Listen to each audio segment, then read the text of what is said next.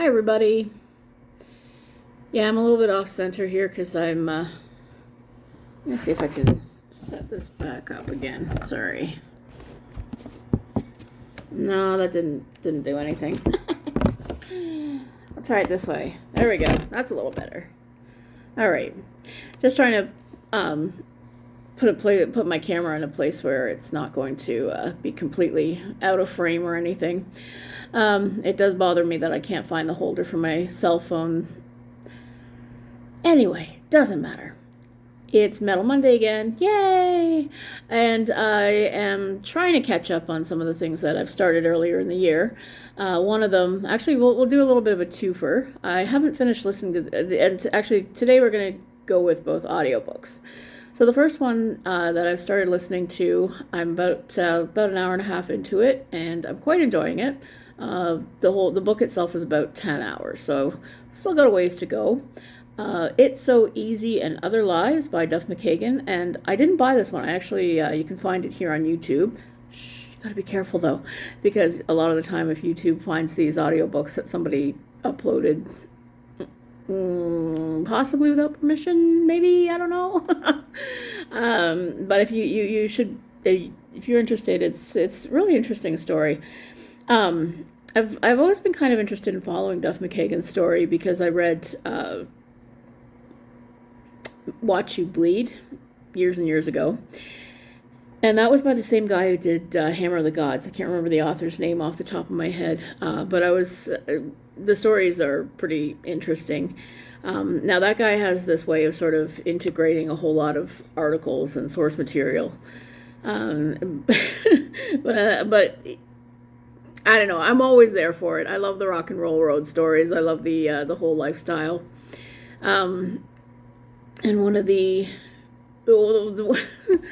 stories that I remember fondly from Watch You Bleed that I really enjoyed, I mean, this just cracked me up. Apparently, the first tour that Guns N' Roses went on, they hadn't been paid yet.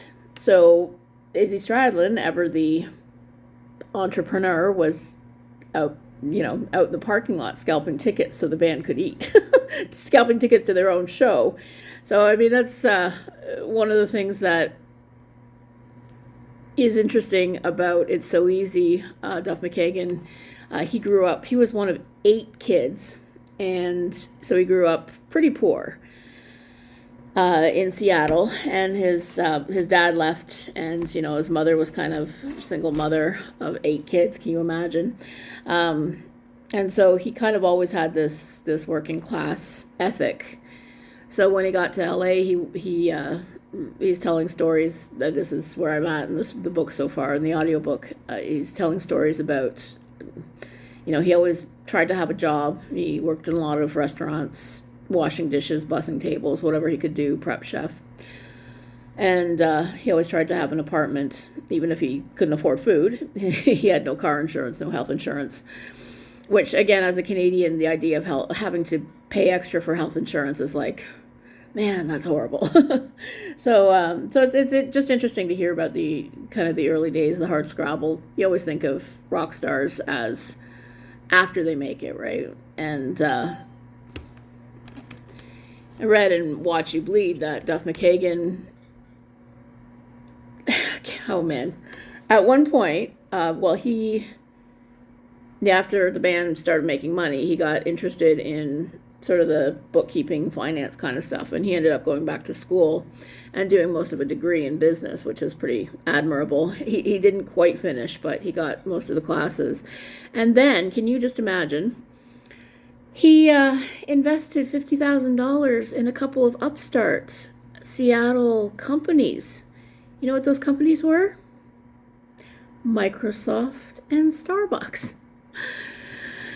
Yeah, so he made a ton of money on his investments and at one point, and he just never had to work again after that. So, what a life, right? But yeah, to come from working class, hard scrabble, one of 8 kids, to an absolute life of luxury. I mean, it's absolutely the whole idea of the rags to riches, the American dream, and so on. So, yeah, it's so far it's an interesting story, and I'm always nostalgic for those stories about punk scenes and shows at the Legion and in the backyards and that, because that was what I lived for back in my day too, right? So it's a really fun listen, but there's always the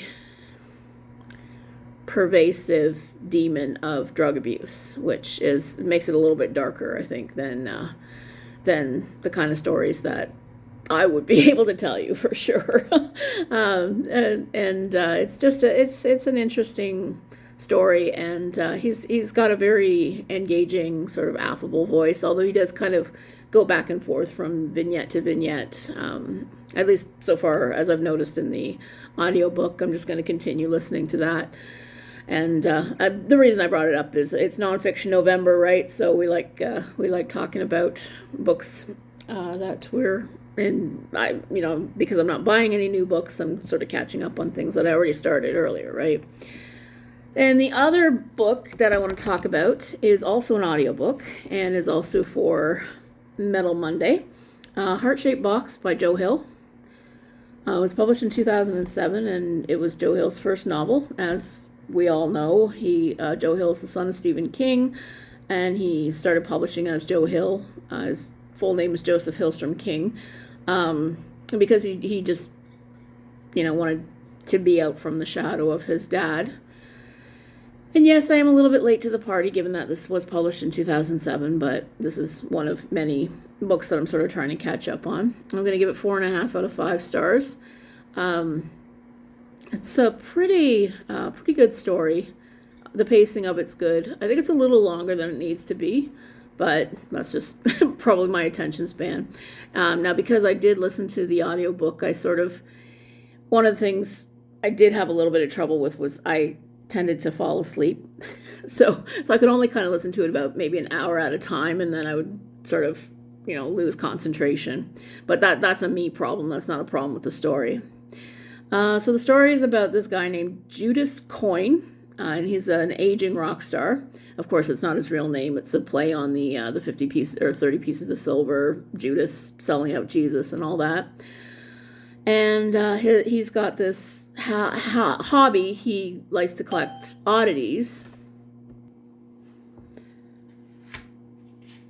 So, as I was saying, Judas Coyne, so he has this hobby. He likes to collect oddities that are sort of a little bit dark, a little bit occultish. He's got a human skull that somebody gave him. He's got a snuff film. I don't know why anybody would keep something like that. That's horrible. Things that seem to be cursed. So one day his assistant, Danny, is going through, different sites on the internet, and he finds a ghost for sale. And so Judas says, hey, go ahead and buy it. Now he sets the bidding, and of course they start bidding back and forth, but he says, okay, just give him $1,000. That should take care of it. So Judas lives with his girlfriend, who he calls Georgia. Her real name's Mary Beth, and that's kind of a habit. He doesn't remember his girlfriend's names. He just calls them by whatever state they're from, so he calls them his state girls. And so when the suit arrives, MB gets stuck, something sticks her in the thumb, and her hand gets infected. And this sort of becomes like a running thing. Her hand gets grosser and grosser. And so it turns out it's this old man who's haunting them. And they start talking to them. The place gets really cold. Just all the typical haunting kind of tropes. And different things happen. Jude goes to fix his car, and the dogs start barking, and MB ends up pulling him out. And then MB is watching TV, and Jude has this vision that she kills herself, and he kills her, or he kills himself. They shoot each other, and there's always all these messages and everything. I mean, this is like a really active ghost. So they figure out that it's the ghost of the stepfather of one of the previous girlfriend that lived with Judas before he met Mary Beth. So then his assistant dies by suicide, and the authorities start going like, this is kind of weird, what's going on here? So Judas and MB take off, and they figure, I don't know, maybe they can outrun the ghost, or maybe they can go and confront the person that sent them this thing. So, and also MB burns the suit, which kind of releases the ghost, and it gets worse and worse and worse. So they're like, okay, we got to go do something about this. Jessica was the woman that sent them the suit. And so we find out the story about Jude's previous girlfriend, whose real name was Anna, but he called her Florida. And Anna suffered from chronic depression, and she, according to what Jessica says, killed herself. And she killed herself over Jude, and Jude never really answered her letters or anything like that. So they're trying to sort of guilt him into being responsible. So what starts as sort of a ghost haunting story then becomes a road trip story as they try to outrun the ghost, and they start driving through the South, and they have various stops along the way. And it's also something of a revenge story at this point, because the ghost is vengeful or at least on the surface, the ghost is vengeful for what Judas did to Anna. So then there's another confrontation, and they find out that the dogs, Judas has 2 dogs, both German Shepherds, named, I love their names, Angus and Bon, so cute. So they stop and visit MB's grandmother along the way, and they call her Bammy. And there's a little bit of a side story about Bammy's sister who disappeared when she was a little girl. And this is where it sort of gets more supernatural, and they start, MB has an old Ouija board, and they're able to contact Anna, and they find out that no, it's not what it looks like on the surface. And Anna has this thing where she just asks questions all the time. Then her ghost can only ask questions. She can't actually answer anything. So they find out, they figure out that she didn't actually kill herself. And okay, so here's spoilers ahead. And that the old man and Jessica, the old man had been molesting Anna since she was a little girl. But because he's a master of hypnosis, he kind of made her forget anything. But it turns out that they're doing the same thing to Jessica's daughter, who's like 10 or 11, and it's really horrifying. And then Jessica killed her when when Anna threatened to take them all to the cops and, get Judas to help her. So after they figure that out, they leave Bammy's place. They go to confront MB's. Again, Mary Beth had another guy. This is like a running theme, I guess, because these girls are all strippers and they're like broken girls. So they go to confront the guy who molested MB, and they kind of beat the crap out of him. And then they go to Florida and they find Jessica, and there's a big confrontation. And unfortunately, both the dogs get killed, and I don't like it. I do not like it. That's why you lose half a star. I hate any kind of story where the dogs are harmed. Just don't.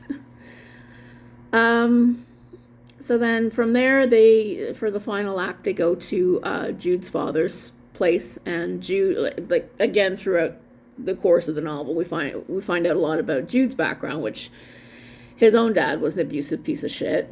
And his dad's dying of dementia, which, he's just kind of waiting for him to die.